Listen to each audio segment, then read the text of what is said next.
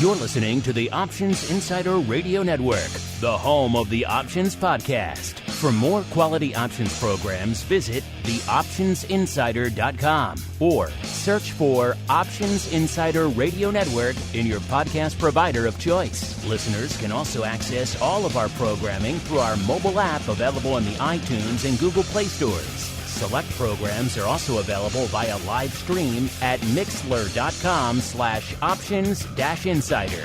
That's mixlr.com/options-insider. Don't forget to follow along with your favorite programs and submit your own questions for the hosts at twitter.com/options, stocktwits.com/options, facebook.com/theoptionsinsider, or via questions at theoptionsinsider.com.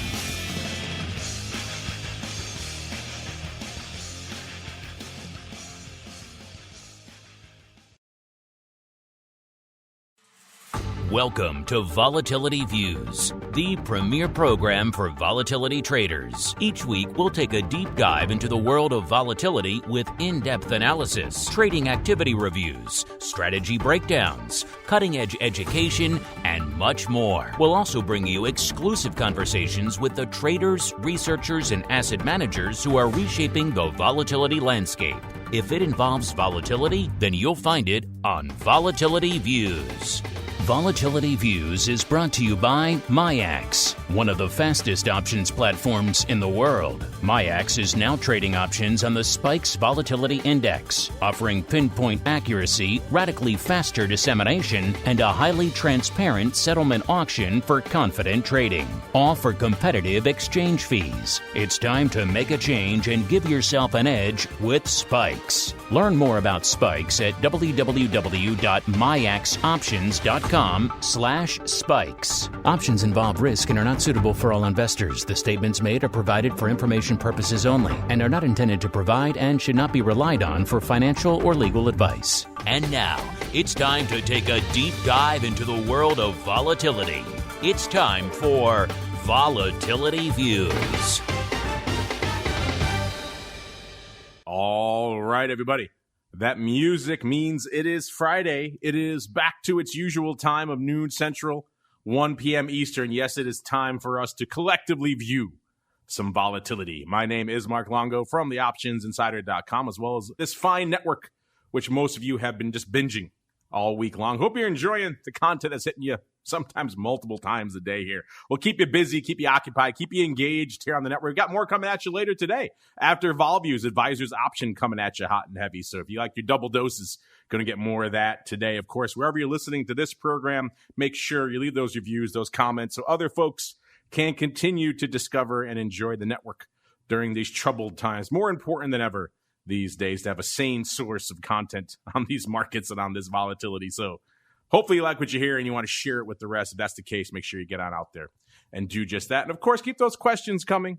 We do love to hear from you guys today. And who are we going to hear from on the old program today? We got someone doing double duty today from the land of the pit and also holding down the MIAX hot seat today. He is the rockingest of lobsters, Mr. Andrew GIOVINAZZI from OptionPit.com by way of Carmen Lion Capital. Mr. G, welcome back to the program on this yet another crazy day that ends in Y in the market, sir.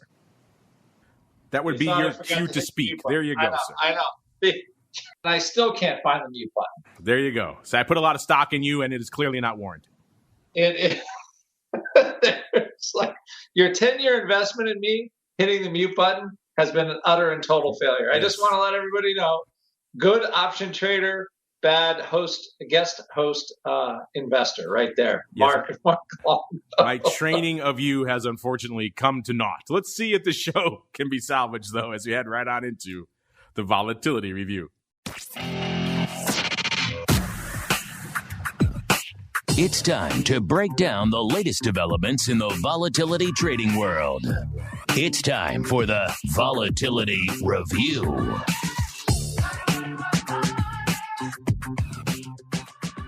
All right, everybody, welcome to the Vol Review, the portion of the show where we do exactly that. We view the week that was and indeed still is from about trading and trending and analysis and unusual activity and all sorts of fun perspectives. And I mentioned, the MIAX hot seat not filled today. Well, the Rock Lobster's filling it because the folks in MIAX, they got some business on their hands. They decided apparently 3 options exchange is not enough to keep them busy and spikes and all the other good stuff. They're launching their MIAX Pearl Equities exchange today. So they're bringing that grand total to equities exchanges out there in the universe in the U.S. here.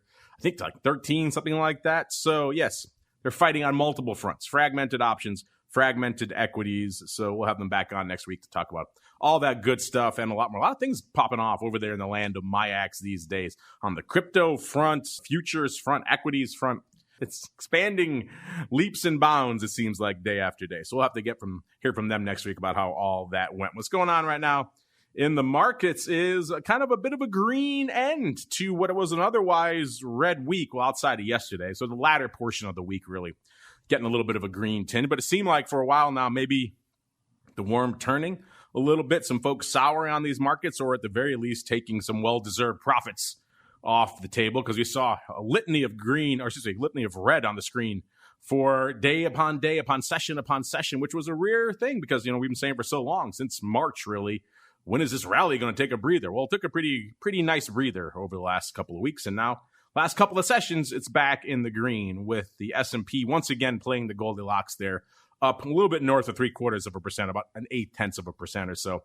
The Dow, once again, the laggard, up about 0.5%, and NASDAQ's just waving its hat in the air and heading on off to the races, up about 1.4, closing in on 1.5% to the upside. And our old friends in the vol space, spikes, was a little bit north of the 29 handle coming into showtime. Now it's giving a little bit of that back up. It's about 28.90 or so. That puts it up still over 2 handles from last show, nearly 2.5 handles from where it was this time last show. And then we've got VIX cash coming into showtime, was a little bit north, was around 28.5. Now it's come down to about 28. That puts it up 1.5 shows. Actually, it looks like it's dipped below the 28 handle a little bit now as well. So still up, not quite 2 handles, almost 1.5 handles from where it was this time last show. And our old friend VVIX remaining stubbornly above that 99 level, just ever so briefly, ever so barely there. It's up about 3.5 handles. Remember, it had just broken 100, got down to 99 last show for the first time since February 20th.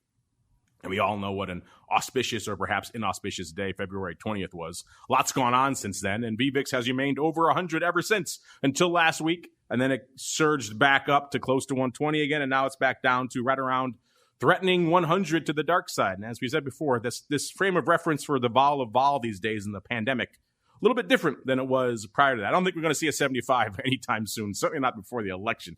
So 100 is probably serving as that new 75 barometer. Once you get below it, interesting things may await. Let's turn now to the Rock Lobster. Let's see if he can find that big red mute button on his microphone and hopefully turn it off. Mr. Rock Lobster, do you concur with that, that 100 is the new 75 in VVIX, at least in the pandemic era? And then B, I heard Volman was making a little bit of a return appearance this week. What was on his radar? And then C, what was on your radar and the crazies in the pitch chat this week, sir? A lot to unpack there. Oh, we had a ton. So a couple things is, so my thesis about the election is the more the rhetoric gets more crazy from each side, or just everybody involved, let's say, the more that the election is turning into the biggest earnings cycle ever, right? That's the thesis. So because everybody's waiting for November 3rd, and everybody's freaked out about, it kind of reminds me of the Y2K stuff. It could be, totally wrong, but remember like the Y2K, like the airplanes are going to fall out of the sky and the computers are going to stop and just all hell was going to break loose. I do recall that. The nice thing about Y2K is that it was over like the next day, right? We knew right away whether that was a thing or not. I hope the way the vol is being priced in, they're not pricing and we know what the hell is going to happen this election for some time, sir. Right. Which, now I'm feeling a little banana republic-y here because we've been holding elections for, let's call it a couple hundred years, right? Even during a civil war. And they could count the votes then.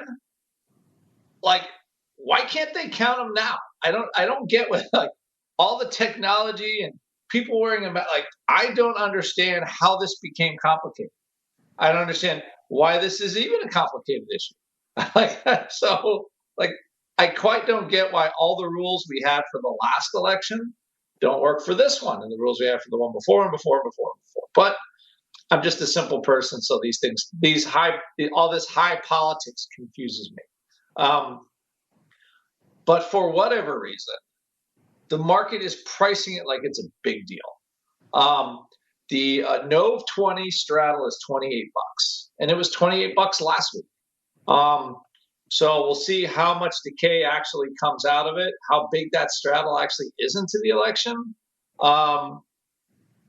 And you know, they're putting so much hype into it already. It's hard for me to believe that it carries over. I think even you know, regular, normally rational people are like, oh my God, I don't know what's going to happen. Like, I don't know. I think the Constitution sets out laws, and eventually we're just going to follow the laws. That's my guess, because I think all the participants are going to have to follow the laws. They're going to, you know, you don't have a choice. Or somebody arrests you. I don't know. So there is a provision, I believe. It's amazing how good that document is, as much as everybody poo-poos it all. I consider it was written 200 and something years ago when the world was a vastly different place. But anyway, from a vol point of view, the market has definitely bumped that vol up. It's a $28 straddle, and we'll just see how expensive it is, like 1 week, 2 weeks, 3 weeks from now, you know, and what they're pricing that oddness. So hey, they're pricing it that way because someone's buying it, right? And they could be doing it because they're buying, you know, they might buy 1,350,000 calls. Who knows? There are 3,500 calls at SPX, or they're going to buy 1,003,000 puts in the SPX. Who knows? But that's going to affect the vol, and it's going to stay high until somebody goes and sells it. So I don't think that part is going away. So that's kind of been a subject, and sort of the grindy, malaise market, I think, is another subject as well in the pit chat. One thing I would say, though, is if you're looking at vol, like a lot of the tech stocks have quite a lot of vol. I don't know if you remember this stock called Apple. The intraday volatility. Did they make the apple juice? Are they similar to Mott's? Yes. They make lots and lots of apple juice. I think they sell $500 billion in apple juice. I've heard it's a very lucrative business, that apple juice. Yes, very good. But like intraday vol in Apple is like 90%. 90% for Apple. It's like that's 5-6% moves a day. Actually, today is one of the least active moves I've seen in the last week, and it's moved $3.50, which is still 3.5%, which is almost 50 vol. So there is some vol in the names intraday, even though the bigger indexes aren't moving a ton. And just the wet blanket of the election has vol price real expensive. So it's sort of I was trying to think of the malaise,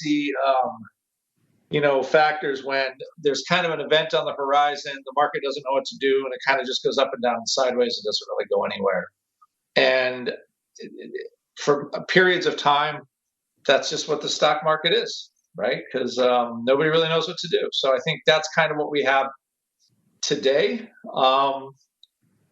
And I don't think it's going away, and I don't think it's going away for the election.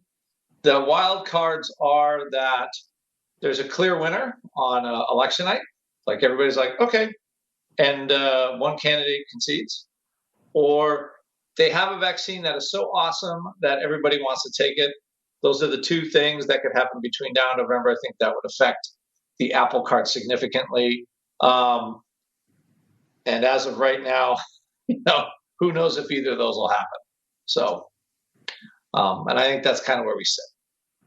You're right. Everything is pricing in so much madness, all based off this reporter asking about the transfer of power this week that set off this firestorm of controversy on both sides. And you're right, adding probably a little bit to the fun being priced out there in the vol space right now, which is getting me to think, we did it the last cycle in 2016, almost by accident. We kind of stumbled into a fun live election night show. The more I'm looking at this vol surface and the more I'm hearing all these rumblings of discontent, it makes me think maybe we need to do that again this year. Might be a fun time to kind of just have some live content. What do you think, Mr. Rock Lobster? Should we put out another election night special lest we have another crazy vol move in the after hours, sir? Sure. What the heck? I'll be watching it anyway, so it's not it's not a whole lot of extra work for me. Yeah, we can have a bunch of people, a bunch of guests kind of chime in throughout the night. It was me and Mr. Rhodes last time, but we could have you chime in. We could have the greasiest meatballs. By the way, the meatball, I heard a rumor, is he now south of the border? Is he officially a Texan? Is that the deal with him? Well, I don't know. I don't think he's in Texas yet. I think he's no longer in Illinois. Oh, we got rid of him finally. Okay, good. That at least is a step in the right direction, sir. So you guys have the state back to yourself again, apparently. That's good to hear. So yeah, he picked an inauspicious time to move down to Austin when there's hurricanes and wildfire smoke all converging on that scene simultaneously. So good luck to him. Moving is always fun, particularly through multiple natural disasters.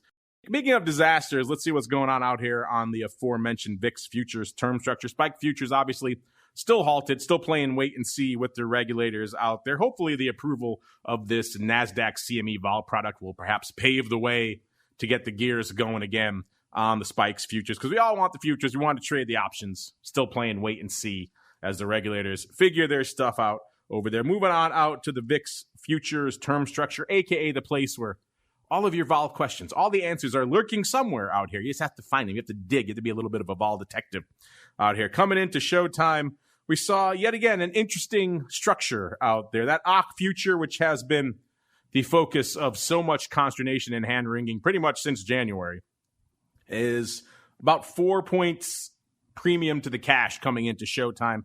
That puts it actually about a quarter point away from where it was last show. So pretty much unched from where it was this time last show. We've got the no future ticking up a little bit as well. It's a little north of 5 points premium to the cash now, about 5.2. That puts it a little more than half a point, about 0.6 of a point higher than it was this time last show. So the front portion of that curve heading into and immediately around the election, getting a little bit frothier. And then we've got the D's future at about a 3.5 point premium to the cash. That's actually nearly a full point, about 0.8 lower than it was this time last week. So maybe, despite those comments you made earlier, maybe they're pricing in a little bit calmer post-election period. Let's see what's going on in Jan to make sure. Jan this week is a little over 2.5 point premium, about 2.6 point premium to the cash.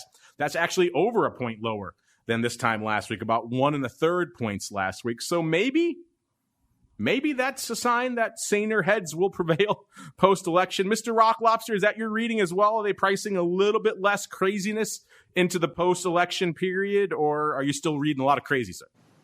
Well, I think there's less, but I do believe, and a listener can correct me, but I had to try to search this. What happens if there is no electoral college result that can be delivered by election day? And I think the way the Constitution's written is that the Speaker of the House then becomes president. I'm pretty sure that's what it is. I think they have to arm wrestle for it. I think it's how it goes. So there will be somebody running the country, but it's possible everybody can cast their vote.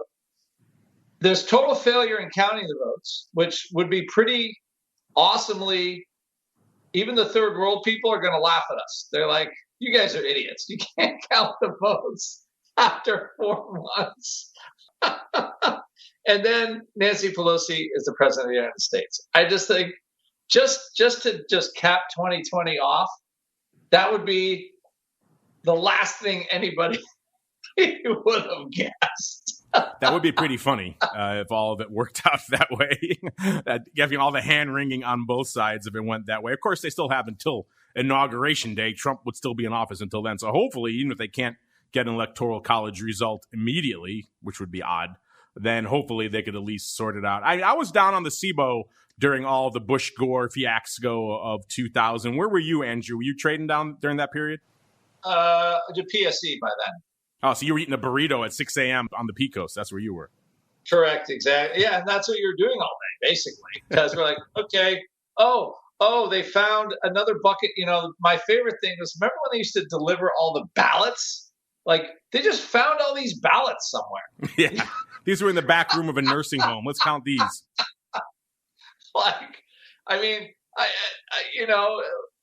I found it a little funny after a while. Like, they found ballots. Oh, good. So But if your job is to deliver ballots, wouldn't you think that you would have just don't want them just laying around in some room somewhere, and you just take all the ballots and bring them where they're supposed to go on election day? Like, isn't that your ballot job? Like, that never.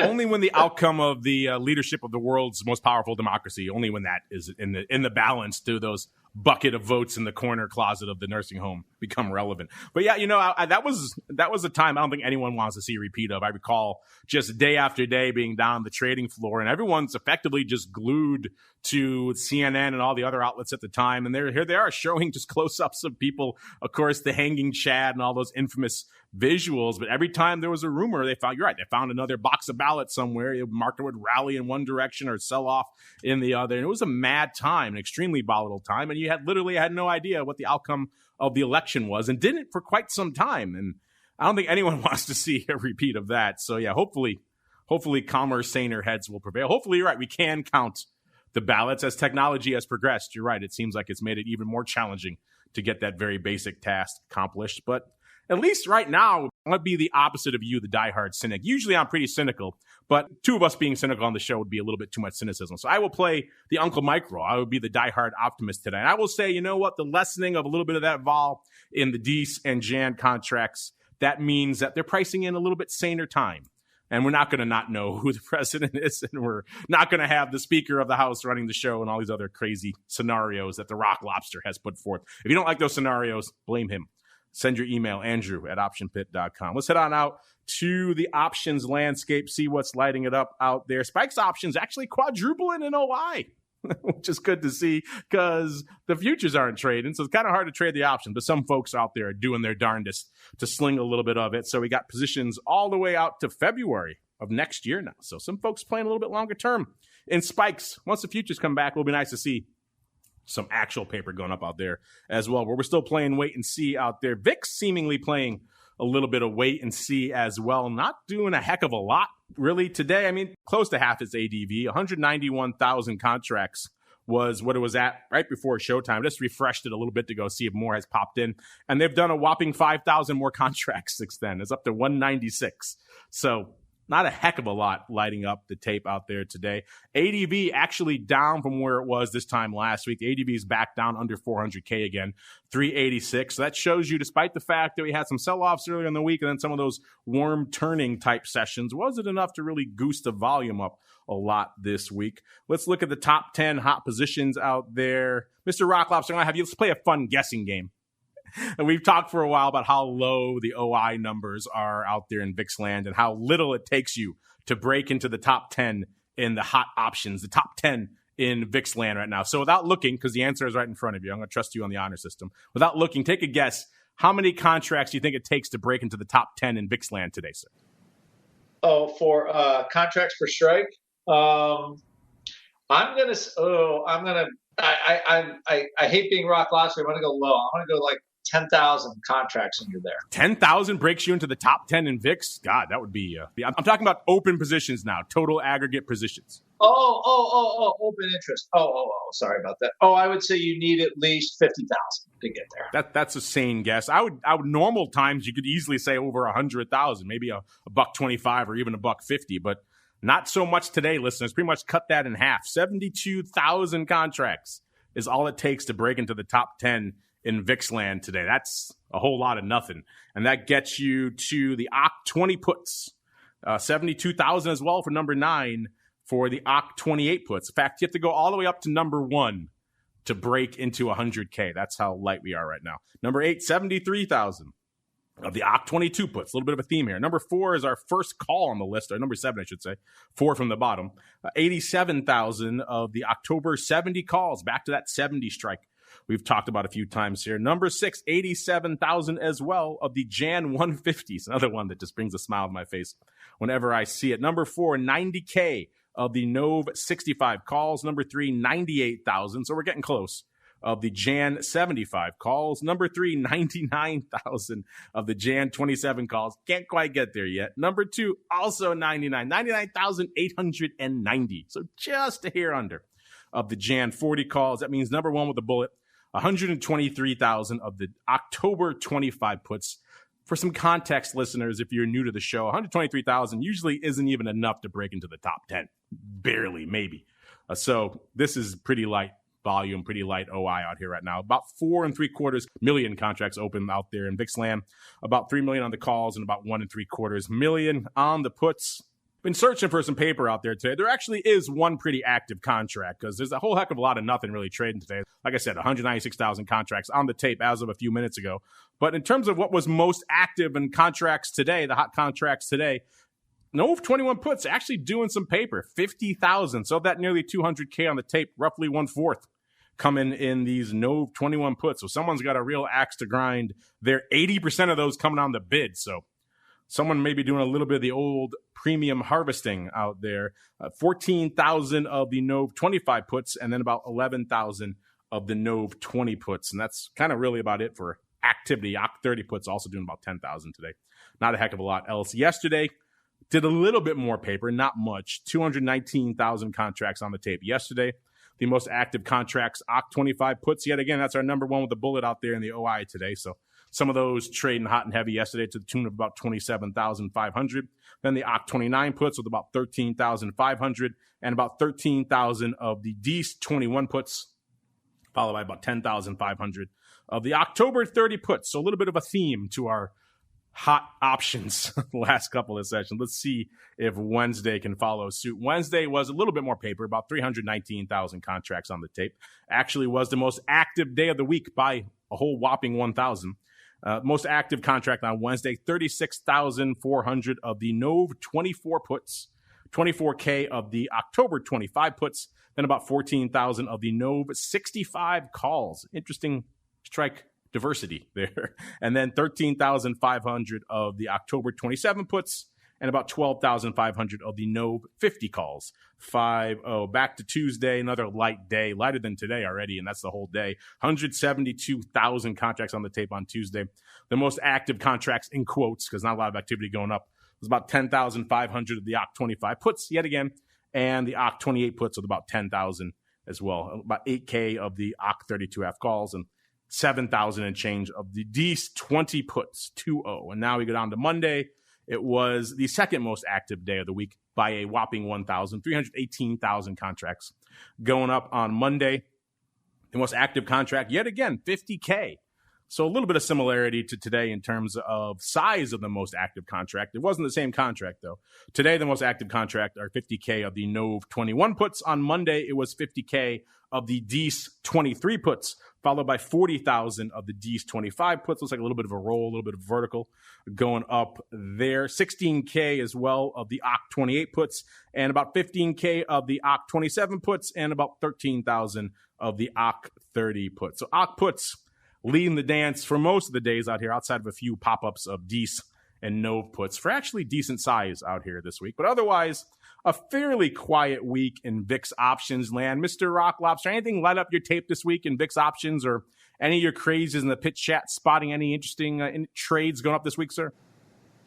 We did. I thought there was some NOV, like 40-60 call spreads.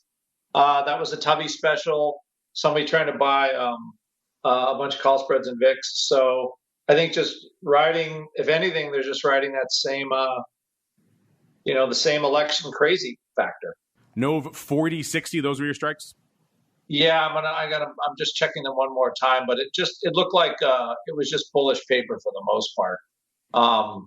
But the timing again was more. It was more again bullish. NOV after the cycle, and let me see here. It was NOV 40-60 call spread bought for $2.38. So actually, that is not a very expensive call spread. I mean, relative for VIX. But like 40 vol for VIX, we think about it like, it's just around the corner, 40 vol. It is, particularly when you look at the futures out there. The futures like 33 and change. So the 40 handle isn't that far away, sir. It's not, but $2.38, not small. I thought post-election puts that looked interesting to me. We were in the pit chat where the NOV quarter puts for $1. I know anything could happen. I just figure by November, maybe cooler heads prevail and the vol gets back to 20. That's kind of my thought for those puts. So I'm adding that with a little bit of index spread action. Actually, it's something we talked about. One of my students came up with the idea. I thought it was pretty good. So, but yeah, that's you kind of figure it's going to be like wild strangle action, right? Like, everybody's freaking out. Like, what's VIX vol going to be on November 2nd, right? I mean, the vol could be sky high. You don't know. We might go back and laugh, like 238 for the 40-60. It's trading $3.50 right now, and VIX hasn't moved. And then the futures are totally pumped, and everybody's like, fever pitch. Yeah, the guy was like a genius right now. I can't. I'm just waiting for the election day. All these people lining up with their masks. I can't vote. It's like, oh my gosh! I can just imagine how the press is going to spin this. If that guy takes that spread off for a profit, I'm going to predict dire things for our democracy. So I'm just going to put that out there. Let's hope for our sakes that guy loses money. Words, Nancy Pelosi will be the next president. If everything falls apart, there's a solution. So the rest of the country will work just as well as San Francisco has over the last 4 years. There you go. I'm sure some segment of our audience would be super jazzed to have that out there. But of course, if that spread pays off, let's just all collectively root against that guy. No offense to him, but we want a little bit of saner post-election vol out there. So if he loses, we all win. I think we can make that. Unless he takes it off right now. If he's savvy, take it off right now, then everyone could be happy. He's already made his money. Get the heck out of Dodge. Let's get the heck out of VIX options as well. Move on out to a product you folks love to fade pretty regularly out there. VXX trading at a 26 right now. It's up pretty firmly from last show, even if it's given a little bit of that back today. It was up about 2.5 handles coming into today's show. Now it's up about 2.25 handles, giving a little bit of that back, still hovering right around that 26 handle right now. Not a lot of paper on the tape coming into today's showtime. VXX has been a pretty active contract. Let's see if maybe a little more has poured in since we started talking. But there were only 69,000 contracts on the tape right before the start of the show. And it has actually perked up a wee bit since we started talking. I think we talked up a little bit of VXX paper out here, Mr. Rock Lobster. That number is now up to a whopping 99,000. So just a tick shy of 100,000 contracts out there. The most active contract today are the OC20 puts, with about 10,000 of those bad boys going up. And then SEP 27 calls, 4,000, and Jan 60 calls also going up for about 4,000. And 4,000 exactly of the June 2021 40 calls. That's an interesting one. That surprises me a little bit. We haven't seen a lot of people playing that far out in VXX, and also to that degree to the upside. Usually they're playing that far out, they're fading it like all day long. What do you think of that one, Mr. Rock Lobster? 4,000 of the June 40 calls. Does that one make the Spidey sense, the hairs on the back of your neck stand up, sir? June 40 VXX? Oh, my gosh. That's another one. If this guy wins, we lose collectively. As a country, as a populace, however you want to look at it. If we're at 40 in VXX in June, what the hell's going on, sir? The futures would have to be like, I can do an estimate, but I think the futures would have to at least solidly double or go up. Like maybe a 40 or 50, because you're also going to have a year decay. So like to get all the way back up there again, like, oh my gosh. I mean, it could happen. It happened this year. So except VIX had to go to 90 in order for that to happen. So I'm not saying it can't happen, but I think it would be tougher for it to happen. Yeah, we have a lot of trades going up today where, however, if they win, we all lose collectively. Obviously, I don't know what side this guy was on. Maybe he was writing the heck out of them, in which case hopefully he got, looks like it went up exactly mid-market. So I'd have to dig a little bit deeper to see exactly what he was up to out there. But yeah, June 40s in VXX. A lot of things have to go wrong for that trade to go right. Let's look out at the top positions in VXX land right now, see what you folks have been up to out there. Decent paper out there overall, about 1.5 million contracts open. That compares somewhat favorably to VIX these days. It's closing in on 2x there. Let's see, number 10, 17. Actually, let's play our game again in honor of the Texas meatball who's not here right now.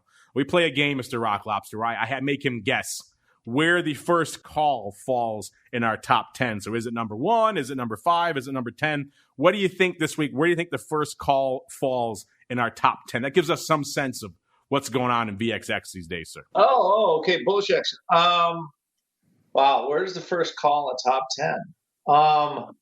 I have to, I have this weird, I think like the pro VXX traders are more into fading this. So I'm going to say you won't see any action in the top 10 until the first, like maybe 7/8 place for action. For Not the top bad, 10. sir. Not bad at all. It actually is number 8 for the first call on the list. Jan 25. I won't make you guess the actual call. That's a difficult task. But Jan 25 calls. Not bad. Feather in your cap. Guess what? You get to go first on the crystal ball. How nice is that for me out here? That's your dubious prize, sir. So yeah, top 10 in VXX land right now. Number 10, 17K of the OCK24 puts. Number 9, 17,600 of the OCK20 puts. Number 8, the aforementioned Jan 25 calls, 18K. If you like calls in VXX, you're gonna be disappointed this week. Not many of them. Number 7, 18K as well of the Jan 20 puts. Number 6, 18,500. Got a little bit of a theme here of the OCK27 puts. Number 5, 18,800 of our second and final call in the top 10, the Nov 40 calls. Numero Quattro here, 18,900 of the Jan 10 puts. Then we finally break into 20K. That's the Jan 22 puts. 22,000 for number 2 of the OCK22 puts. And number 1 with a very small bullet, a 22 caliber bullet out here this week.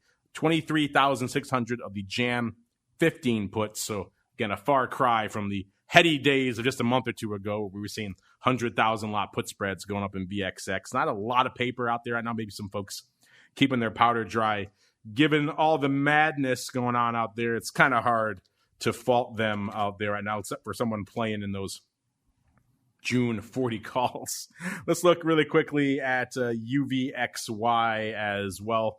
At showtime, it was at about 21.5. That was up nearly 3 handles from our last show, about 2 3/4 handles. It's given a good chunk of that back as the show has progressed. Now it's about 20.90, so it's given up about 0.6 of a point. So it's still up over 2 handles, but just ever so slightly from this time last week. Again, you guys know this is not my favorite product. A few of our frequent guests on the show are big fans of it. And I think Meatball, maybe Mr. Rock Lobster, becoming more fans of it. It's kind of one of the last of the Mohegans out there right now. So if you want to play on this side of the vol space, you don't have many choices. Not many options, pun intended. And it's a decent day. The paper has picked up a little bit. It was 53,000 coming into showtime. Now it's 73,000. And the ADV is 177,000, which has ticked up about 9K. So this ADV has pretty much more than doubled since TVIX went the way of the dodo. So that's not entirely surprising out there. Mr. Rock Lobster, I know we make jokes about UVXY and SVXY out here a lot, but has your use case for these, has it grown, particularly in the wake of the death of TVIX and those products, sir? I have to say, actually, it's gone down quite a bit. Personally, I don't really trade. We do maybe a little bit of UVXY. But the reality is, don't trust them anymore. They kind of like, I stick more to VIX and SPY, and still VXX because, again, our favorite phrase, it's predictably crappy. I think it's hard for them to manipulate that one. And also, the way the product is constructed, it doesn't lend itself to all the funk that the other ones do. So it can have difficult, but it's a long vol product, So everybody's used to the fact of how it trades. So I just actually don't even look at the other stuff too much anymore. If you want like quick action, I can see UVXY, but SVXY to me is just a total, it's it doesn't do a whole lot anymore. And to be honest, I think it's just better that that product just kind of went the way of the dodo, because it did take a lot of people to the woodshed. And I think at this point, I don't really see what the use of it is. Let's just look at the last 6 months. Okay.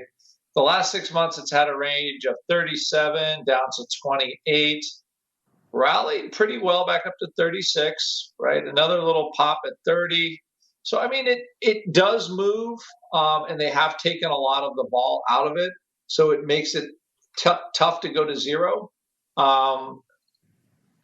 But I mean, the problem with that is you just don't get a lot of jazz. So even when vol went from its total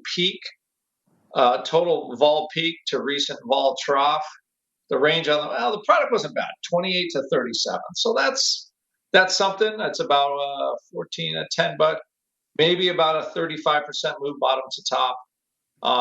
So I mean, it does something, but I mean, from an option point of view, I think there's no reason to trade options in it. You just trade the underlying at this point. You don't get enough action in the options to really make it worthwhile anymore.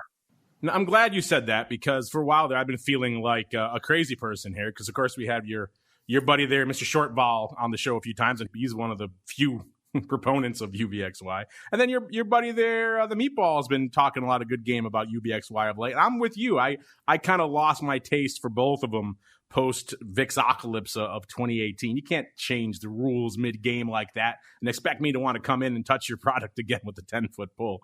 So I get why some people are still trading it, because it's kind of the only game in town right now. But I'm with you, Mr. Rocklop. So I definitely prefer a more direct approach rather than these Franken products, because we all know what happens with these things. They could change at the drop of the hat, and we're all left holding the proverbial bag out there. Let's do a quick run through of some single name vol, then we'll get into all your crazy queries out here, because there still is some single name vol out there, listeners. If you want a place to break it all down, spoiler alert, theoptioninsider.com. We got all those earnings move results, and earnings season reports. By the way, if you want to hear a great analysis and breakdown of all that stuff, coming up in about 45 minutes, I'll be live with the guy who makes those reports. So we're talking on the advisor's option. We'll do a whole great breakdown. So if you want to hear a lot of great detail about earnings, volatility, and straddles and movements, and what pays for what and what doesn't pay for what these days, which is more likely the case, then stay tuned for the advisor's option in about 45 minutes, half an hour after this show ends. All right, let's go on out to what's lighting it up here on the earnings front. Actually had some names you guys may have heard of this week, which is kind of nice. AutoZone on Tuesday, Nike, as well as KB Homes, General Mills on Wednesday. Thursday was a big day. Rite Aid, good old Rad, CarMax, Darden, the Meatball's favorite out there, Accenture, BlackBerry, a bunch of other names out there. Let's look. We have some reports for a few of them and some results reports for some of them as well. We actually have, let's see. Yeah, we have the Costco going into their report. They were pricing in about a $14 straddle, $14.12. They were at $3.44 at the stock, and they moved $10.14. So a wee bit rich out there. Let's move really quickly to the results reports, though. First, Rite Aid was at $13.35. They were pricing in, let's see, 14.5%. They actually moved nearly 17%. So a little bit of outperformance there. Darden Restaurants also on the 24th before the bell. They were at $90 even.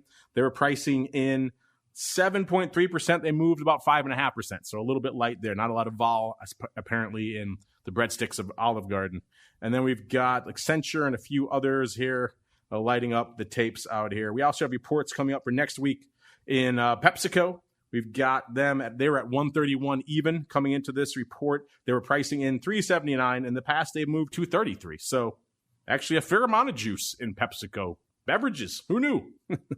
The next central focal point of all things volatility. Got Micron next week. They're at about a 50 at their stock. They were pricing in 350, and in the past they've moved about 330. So not a lot of juice really there. Bed Bath and perhaps Beyond, the 13.35. They're on the first before the bell. They were pricing in $2. In the past, they moved the $1.85. So interesting stuff. Want to break down the season. We have all these names and a whole bunch more there. The season right now, listeners, is holding at about, well, this week was a 92%. This is the best week so far for premium buyers. You're still losing money, but you're losing less. And on the season net as a whole, we're at about a 74% average for the season, which is pretty darn bad. I think Matt has called it the worst season he's ever seen for premium buyers out there. So maybe if you're buying a lot of vol this cycle, if you ignore all of our warnings to the contrary to stay away from earnings trading, if you still insist on doing it, at the very least, pay attention to these reports because you can't beat the price. They're completely free. And now it's time for us to pay attention to you because it is time for your volatility voicemail. It's time to share your thoughts and opinions with your fellow volatility traders. It's time to check the volatility voicemail. Make your voice heard by dialing 669-4VOL. Posting a comment on the optionsinsider.com, sending an email to questions@theoptionsinsider.com, or posting your questions to twitter.com/options or facebook.com/theoptionsinsider. All right, everybody, let's get down to it. See what you guys have on your brain. We actually, since we were talking about it earlier in the show, I had our producers put out a little quick flash bowl. If you want to play along with all of our polls and get all of our insights and everything else we talk about throughout the week outside of Vol Views, follow us on the old Twitters at Options. We're at Options on most of the major social media platforms, listeners. If you do that, you can vote in flash polls like this. This is the quick ones. By the time the show airs on the podcast, you'll probably be too late. But we asked you guys, hey, last election cycle, we had a fun election night special. And should we do it again? And so far, the early voting, 100%. Mr. Rock Lobster say yes. So they want us to do an election night special. Are you down for that, sir? I'm totally down for it. 100%. Let's see. Fox News will have a billion people watching. MSNBC will have a billion people watching, and we'll have 10 people on. But we'll do it. We'll do it. We had a pretty good crowd last time. You know what? If you want non-political rhetoric, just breaking down the numbers and having a little bit of fun, that's what you come to us for. So I think we're going to do that. We'll start lining up. So I'm sure Dr. VVIX will want to come on, and a bunch of others will want to come on, chime in throughout. We'll have it run for a few hours. I think we could tentatively commit to something like that, which I think will be kind of fun. All right. Well, this is a timely one, Mr. Rock Lobster. We were just talking about this. Jericho wants to know, why does Mark always refer to UVXY and SVXY as neutered? Well, it's because they suck. I'm just kidding, but only slightly. Yeah, they are not my favorite products for a legion of reasons. We just talked about this. They changed the terms of these contracts mid-cycle. You can't do that. It's never really been done, to my knowledge, in a major listed contract like that. Maybe some weird Pink Sheets name that had some crappy flow on it. But this was a actual product people were actually trading with some decent size, decent OI. And they just changed the rules mid-game. And once you do that, fool me once, shame on you, fool me twice, shame on me. And I'm not going to be shamed this time. So, yeah, I don't like the Rock Lobster. I do not trust you. And they're neutered because they cut them in half. So the returns are effectively half of what they used to give you out there. So why would I want to take a risk on what is a neutered product? Mr. Rock Lobster, do you concur with my terminology? Are they, in fact, neutered products, sir? I think your term of neutered, and I know the listeners will not believe, but I'll just agree with you. I think you picked a fine term there. I've been known to use a good term every now and then. It's like I talk for a living or something, Mr. Rock Lobster. It was like you could have used the term, they were made eunuch-like, even though that might not be as politically correct. But that's the term you would use. And then we get all sorts of hate mail on Twitter and everything else. Eunuch-like products. Direct your anger to Andrew at optionpit.com. How many people did we offend with that? Eunuch-like. It's not even an adjective. You made it up out of whole cloth. It's totally off the cuff. All right, let's move on quickly from that. Let's go on. Let's see. This is a fun one. I like the handle, the Daywalker. Blade is joining us. I like that, the Daywalker. He says, does VIX call SKEW line up 1-to-1 with SPX put SKEW, since they are sister products and the demand/use cases for both are very similar? Thanks for answering. Vol Views and Advisors Option are my favorite shows on the network. Well, thank you there, Blade. Glad you could join us. If those are your two favorite shows, you're in store for a good day because they're both recording today. So stay tuned for that one in a little bit there, Mr. Daywalker. Mr. Rocklobs, this is an interesting question, because he's right. The purported use cases, and I could see why from 10,000 feet why he would think this, why he would ask this question, because 10,000 feet, some of the use cases do indeed overlap. And obviously VIX is derived from SPX volatility. So I could see on the surface why he would assume such a thing. What are your thoughts here for Mr. Daywalker, sir, and his 1-to-1 correlation between VIX call SKEW and SPX put SKEW? I think the SKEWs, actually, I know they are different because the nature of the underlying movement is different. So VIX has a kind of that reverting sort of ceiling type movement. So that actually, if you look at the SKEW curves, I'm not going to say it's an asymptotic line or whatever, but they flatten out quite a bit on the upside over time. And then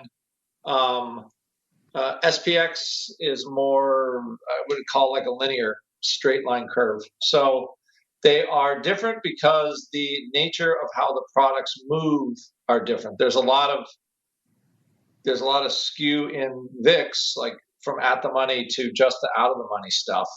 And then it levels off a little bit more at the top. And SPX is just kind of more of a straight line. That's like a general, like as time goes on, those curves change a little bit. But all curves get flatter over time the more time you put in them. So those, I would say, are the answers to those questions. Yeah, again, I can see why he would think this. On the surface, it certainly might make some sense to some people. But again, they're different products, even though one is derived from the other. They are tradable products at the end of the day, so they have their own life. They have their own paper flow.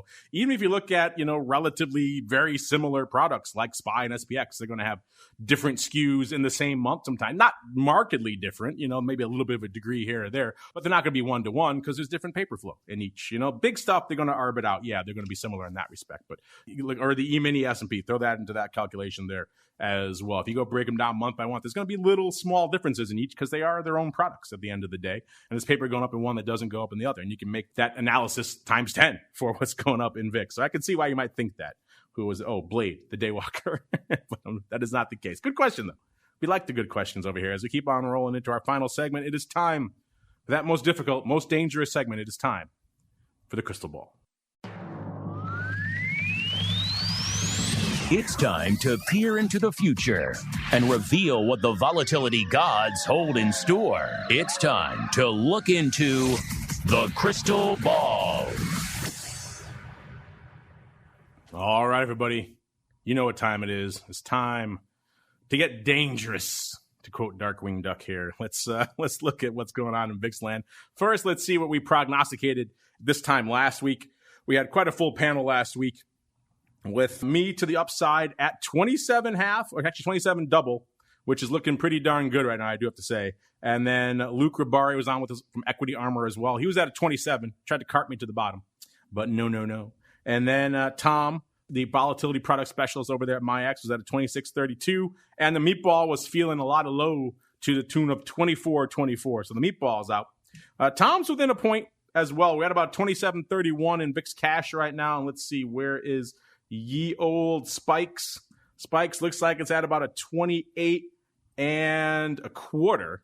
So that puts me within about almost 3/4 of a point on Spikes and about 2/10 of a point on VIX cash. So not quite a bullseye. Our bullseye used to be within 1/10 of a point, Mr. Rock Lobster. But these days, A, it's been a rough year for vol prognostication for me. So A, I'll take my victory. And B, maybe I think given how elevated vol has been this year, I think we probably should expand our goalposts a little. Maybe 1/4 of a point is a little bit nicer. 1/10 of a point in these days when VIX can move that in a microsecond, it's a little bit challenging, shall we say. So I'm going to give myself a fun bullseye with an asterisk because I'm pretty close on the VIX, not quite on Spikes, but within a handle, within our margin of victory. Luke also was pretty close, within about 1/3 of a point on VIX, within beyond a point on Spikes, so we can't hand it to him. I will take it, though. A good try, a good college try, Mr. Luke. You've earned yourself a repeat appearance there. But I did win, but Mr. Rock Lobster, I said earlier, since you won the Where's Caldo game, you get to go first. I will be charitable, even though I'm basking in the glow of my victory. I will cede the first position to you, sir. What are you prognosticating for this time next week? Just so your listeners know, the fact that you're ceding me the first spot, and all your listeners know, by the way. It's incredibly generous. Yeah, I agree with you. No, and they know the reason. They know just so it's easier for you to scum me when you see what my bid for VIX is next week. It's an act of unmitigated altruism. That's what you're going to say. I agree with you. Your listeners are way too, they see through your conniving. They see through the conniving, right through the conniving, that you're going to lean all over my bid for VIX for this. Some might call your umbrage eunuch-like.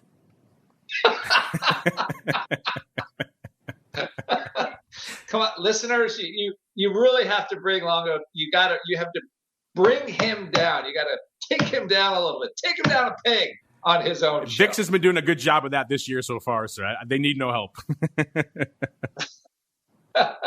I'm going to say we're trading at 27.13. I'm going to say 26.50.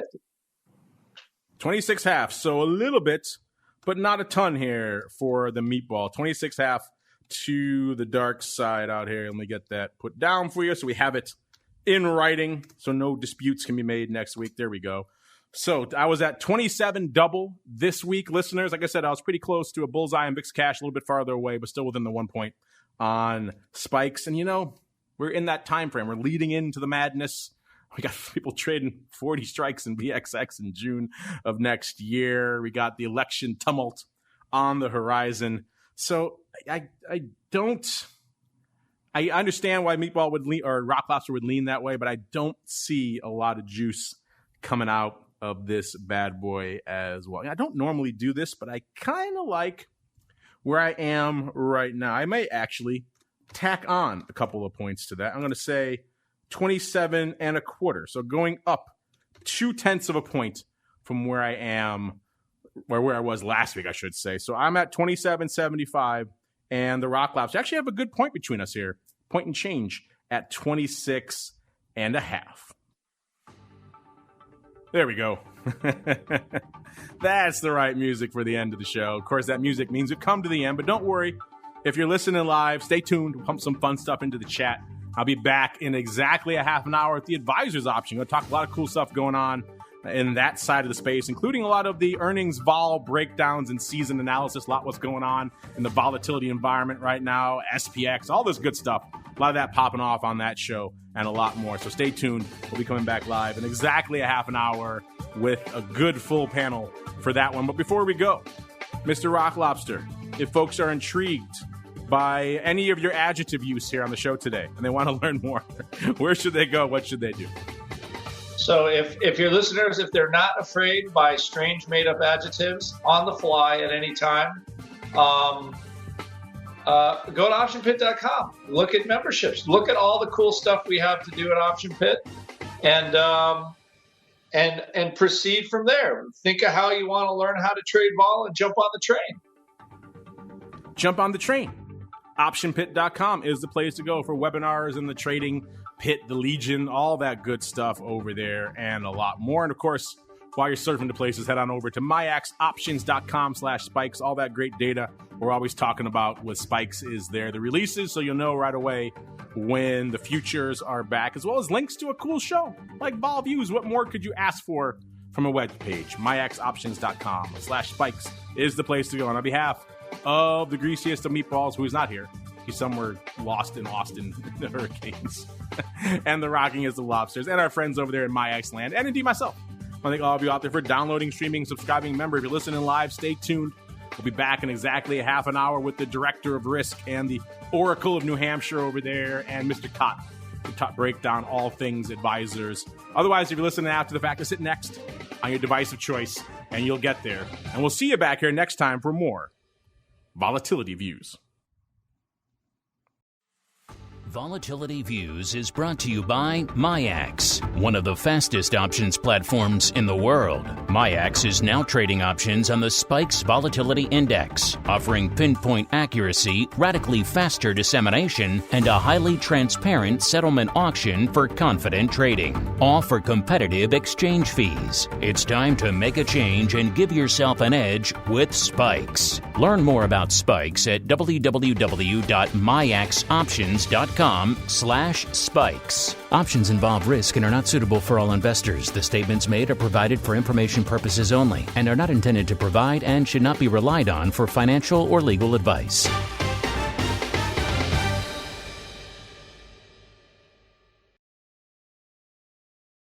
You're listening to the Options Insider Radio Network, the home of the Options Podcast. For more quality options programs, visit theoptionsinsider.com or search for Options Insider Radio Network in your podcast provider of choice. Listeners can also access all of our programming through our mobile app available in the iTunes and Google Play stores. Select programs are also available via live stream at mixlr.com/options-insider. That's mixlr.com/options-insider. Don't forget to follow along with your favorite programs and submit your own questions for the hosts at twitter.com/options, stocktwits.com/options, facebook.com/theoptionsinsider or via questions@theoptionsinsider.com.